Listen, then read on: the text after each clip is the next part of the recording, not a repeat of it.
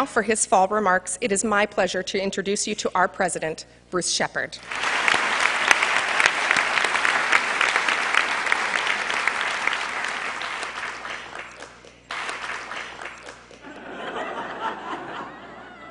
Everybody, please say cheese. There we go. All right, cool. You know, this old dog is trying to learn new tricks. I've been experimenting with Twitter and just had to send a tweet out on opening Convocation.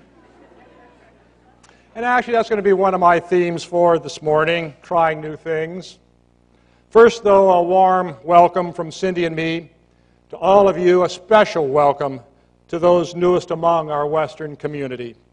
I've heard much about you, and I know how fortunate we are to have you as a part of Western. And congratulations to our award winners. Western's hallmark is excellence. Our award winners epitomize it.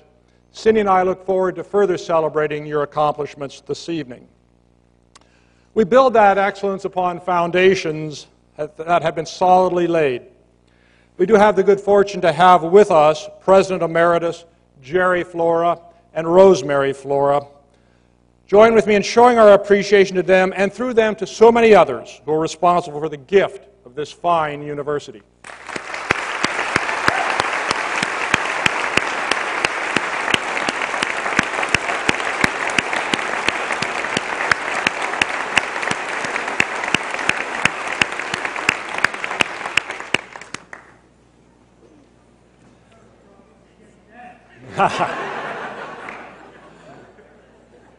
Now, Jerry, you once, with great pride, pointed out to me that you had been hanged in effigy 3 times. I was in the middle of some crisis, and you thought it would be reassuring for me as you pointed out that I had a long way to go to match you. Never reluctant to speak your mind, imagine, Jerry, if you'd had the capacity as president to tweet 140-character blast at a time, 24/7, to anybody and everybody. I think I see the world's record for being hanged in effigy. Humor aside, we're proud of what you did for Western and proud to have you with us here this morning. As the previous academic year drew to a close, any number of you observed that it had been a very successful year, but also that you really needed a break. Cindy and I felt the same. When that June day of 3 spring commencements concluded, I tossed off my regalia. Cindy and I put the puppies, Annie and Lucy, in our already packed car, and we were heading out of town before Carver was fully empty. I do hope you also found opportunities to recharge. But it should come as no surprise that the most successful years are the ones that demand the most of us. Our successes are not given to us. Our successes had to be created under stress with stakes high. What successes? The list is long. Do take a few minutes to check out the annual report now online. You'll love the new format. It's very interactive and easy to use and lets you explore all sorts of paths and avenues, but I believe you'll find the substance very impressive. One obvious reason for feeling good about last year, 0 additional cuts for Western during that last legislative session.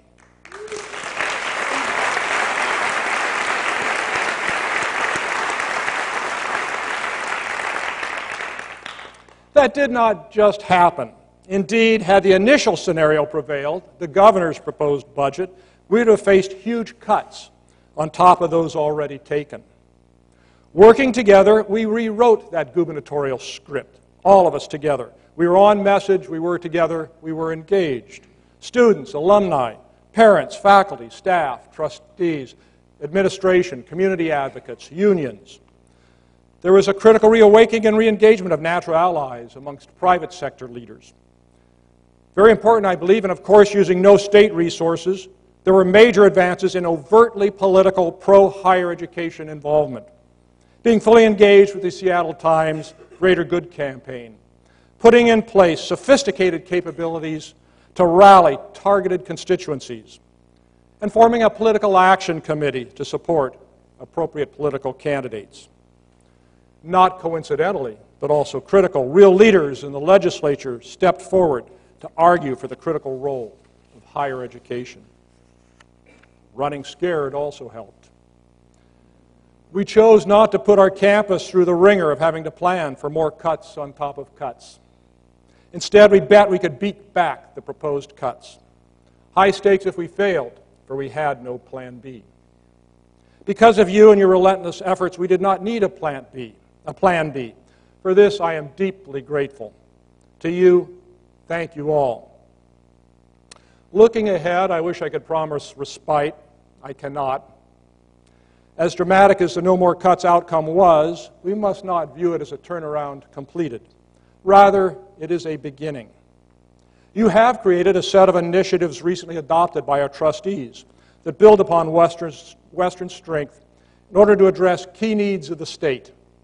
We must push that agenda hard, not for Western's sake, for Washington's sake. Washington's success so depends upon not merely stabilizing, but significantly growing the baccalaureate pipeline. We also must work hard to have the state further address the fact that Western still receives less funding per student than any of the other publics, 4-year or 2-year. It's also the case that after 4 years of a freeze in filling tenure lines, and because of successful rebasing, this last year we started 39 searches to fill tenure lines.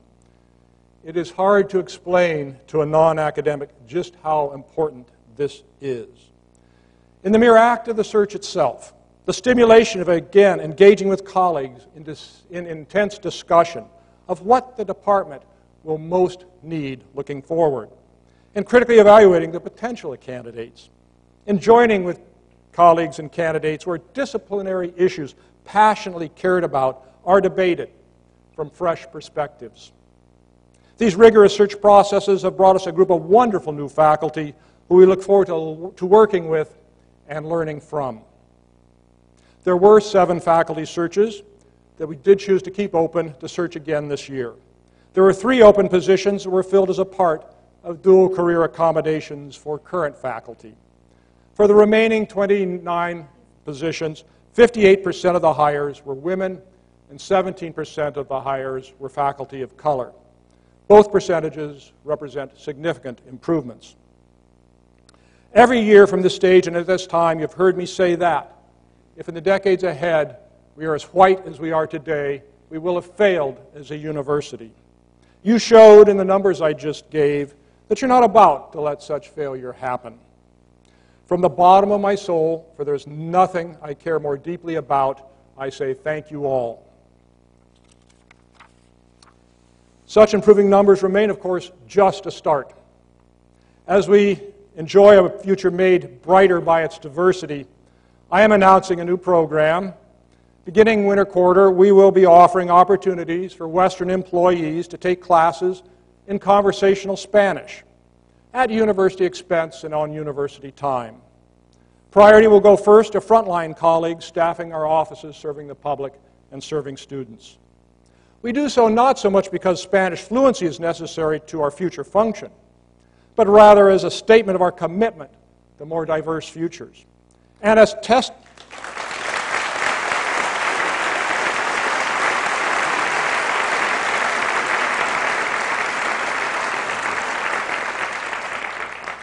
it is also testimony to the enrichment, the cultural vitality, the chances for personal growth, and the pure enjoyment to be found in diversity. We also have the results of surveys of campus climate as judged by students and faculty. This year we will ask similar questions of classified and professional staff colleagues. We have learned that the campus climate experiences reported by women, by racial and ethnic minorities, by gays, lesbians, transsexuals, and bisexuals are different from the campus climate reported by majority counterparts. Different in unacceptable ways. Unacceptable to all of us who care so deeply about fostering Western's excellence. That excellence requires a climate supporting the very best of every one of us. These data do allow national benchmarking. We end up looking like everybody else, maybe a percentage point or 2 better. No solace there, though, for Westerners are not about to be satisfied by being merely average. We find, then, that we are part of a society with resilient, sexist, racist, homophobic, and heterocentric forces. The only thing to be embarrassed about when a challenge is documented is to do nothing about it. Just as the hiring data reflected what has to be a campus-wide commitment and campus-wide action, so too must be efforts to address the campus climate issues. We need the help of everyone on campus in figuring out how to improve and then going about improving the situation. The new WWU faculty contract is another reason that people volunteered why they thought it was a successful past year, and rightly so. Why feel good about the contract? The terms are certainly important. Good feelings also have something to do with the process. Appropriately intense, but mutually respectful. I am deeply appreciative of all on both sides of the table whose commitments, hard work, and shared vision made it so. Thank you all.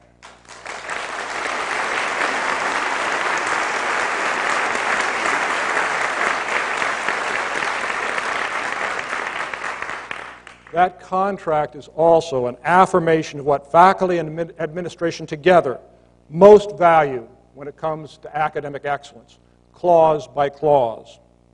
And finally, there is the fact that when the predictable external criticism did come in, we did not back down, we did not apologize, we did not look for cover. We, importantly with our trustees in the lead, explained the facts of life. That Western is defined by its excellence, and we will do what it takes to protect that excellence.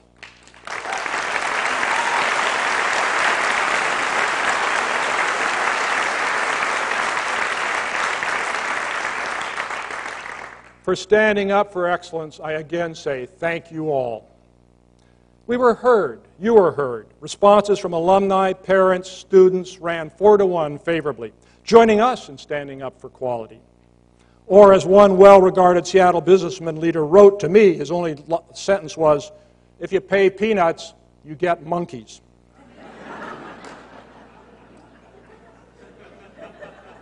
In too many parts of the university, we are getting superhuman efforts, but still for peanuts.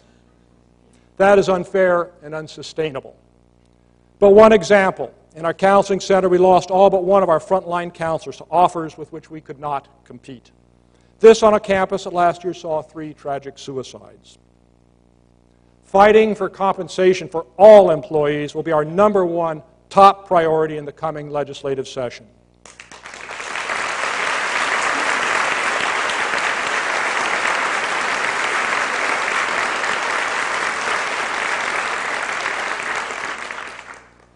I would be remiss if it were not also acknowledged, looking back, that it was a year that took its emotional toll. I am thinking first of the 3 student suicides. Even there, though, we committed to fight that scourge. We also took care of each other in visible and tangible ways. You also took care of me in your notes and conversations. Again, I owe you a deep and genuine thank you. Looking ahead, I do want to announce a new opportunity to help us take good physical care of ourselves and each other. I am sometimes asked why faculty and staff have to pay $105 per quarter to use the Wade King Recreation Center. Simple answer is that students, through their fees, are paying what it costs to build that facility and to operate that facility. 100% no state money. Those who are not students then also have to pay their fair share. So here's the deal.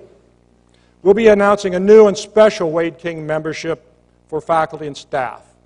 It is limited to the hours of less heavy student use. You can probably guess the hours.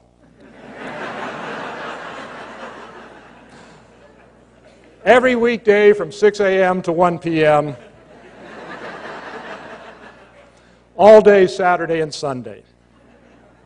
On a pilot basis, the university will pick up half the $60 per quarter cost. That means the cost to you will be $30 per quarter.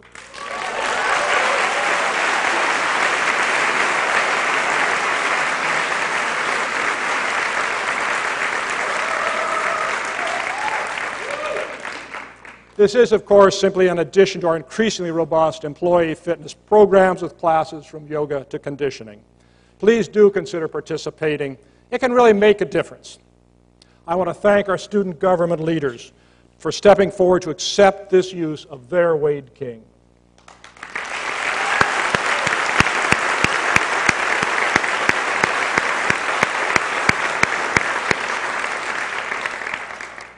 I first noted the most obvious reason for feeling good was last year was no more cuts. Sure, we care about dollars, but respect, reputation, regard matter more. I suspect therein is a major reason why people feel it was a good year. It may not overstate the situation to say that last year, Western more clearly emerged from its regional cocoon to test its wings as a highly regarded statewide entity. Trustees report the statewide buzz about Western.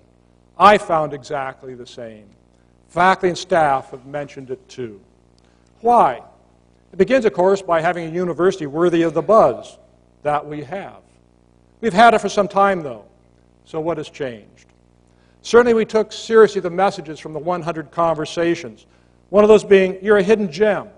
Stop hiding. You know the resulting branding efforts that are ever more consistently tying together our messaging. We took seriously another finding from the 100 conversations. Raise your profile and your presence in Seattle.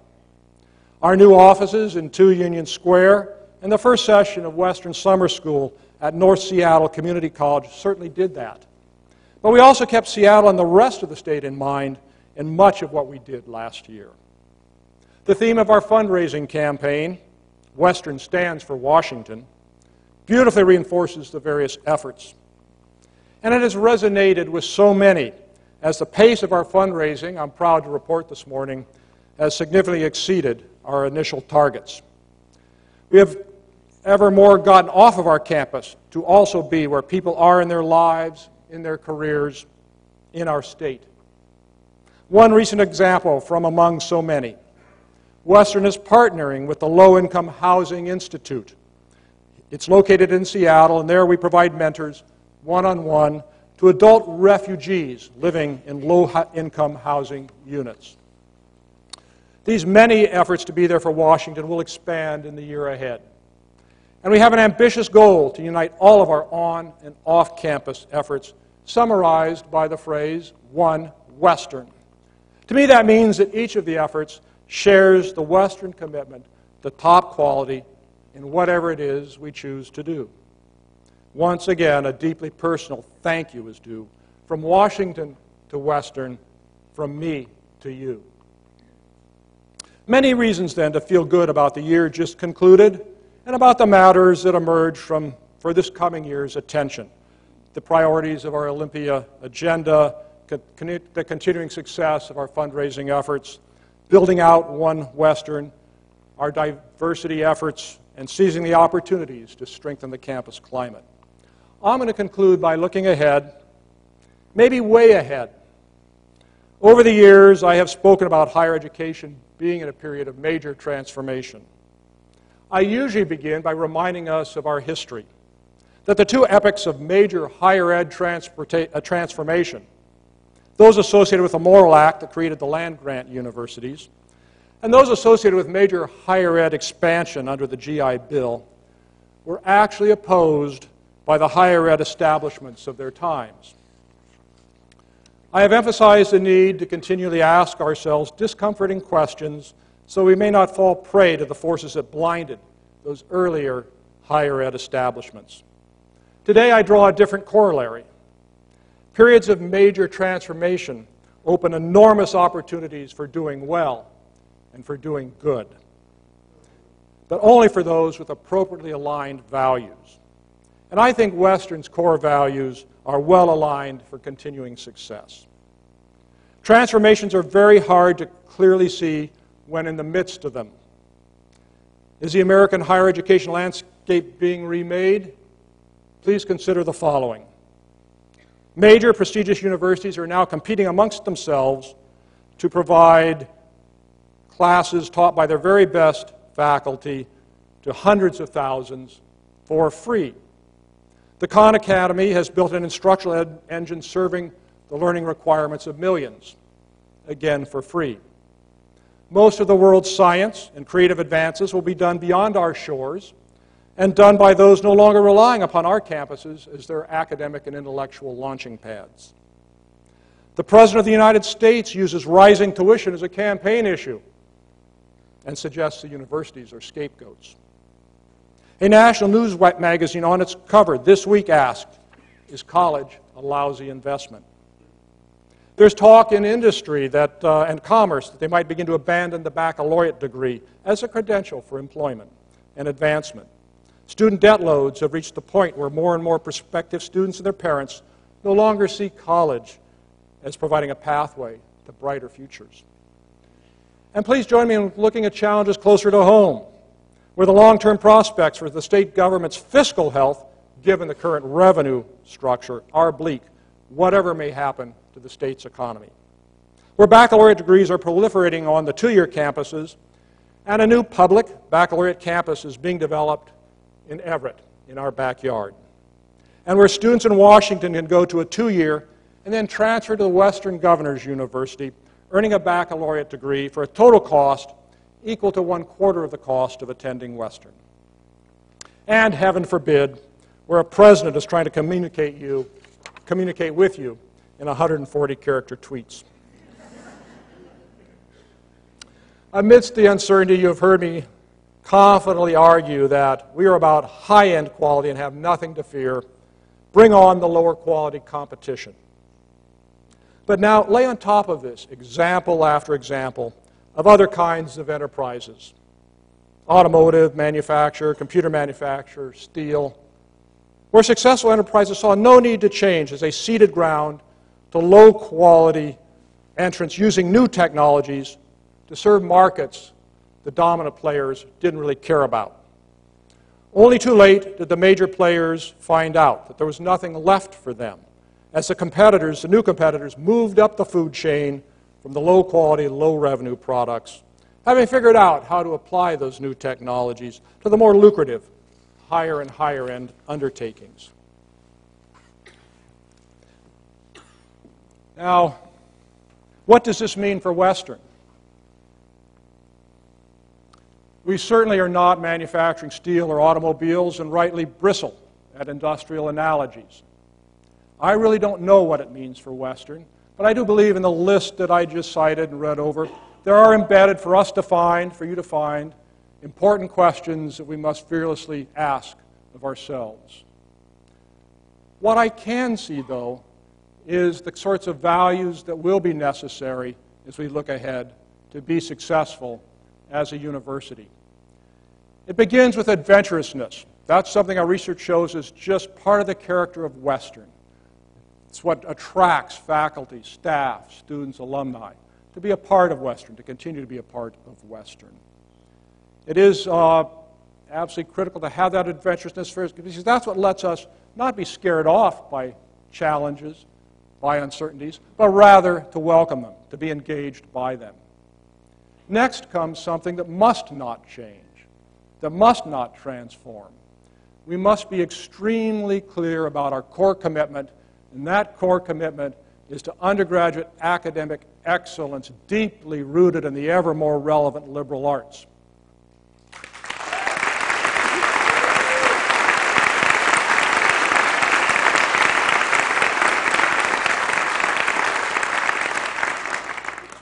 While core commitment and mission doesn't change, how that's best served can change as the circumstances around us offer new opportunities, challenges, and threats.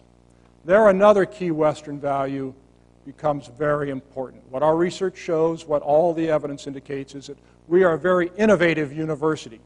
We are driven to innovate. I did ask each of the vice presidents to develop a list of innovations. I just pick one or two. I also said pick one that's a failure, because you've heard me say it before from this stage.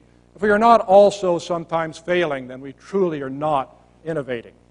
The list is out there on the web. I'm not going to take all your time this morning by running over it, but they range from what we've already recognized, this Energy Institute that is taking the best of 3 colleges and focused them on a critical need of our society, of our world, range from that to his faculty this summer who worked to develop some online textbooks that this coming year will save our students $10,000 in textbook costs.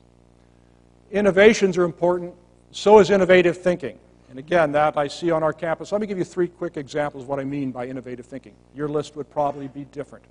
But certainly when it comes to international education, traditional universities look at it as shipping and receiving, sending students abroad, bringing international students to their campuses.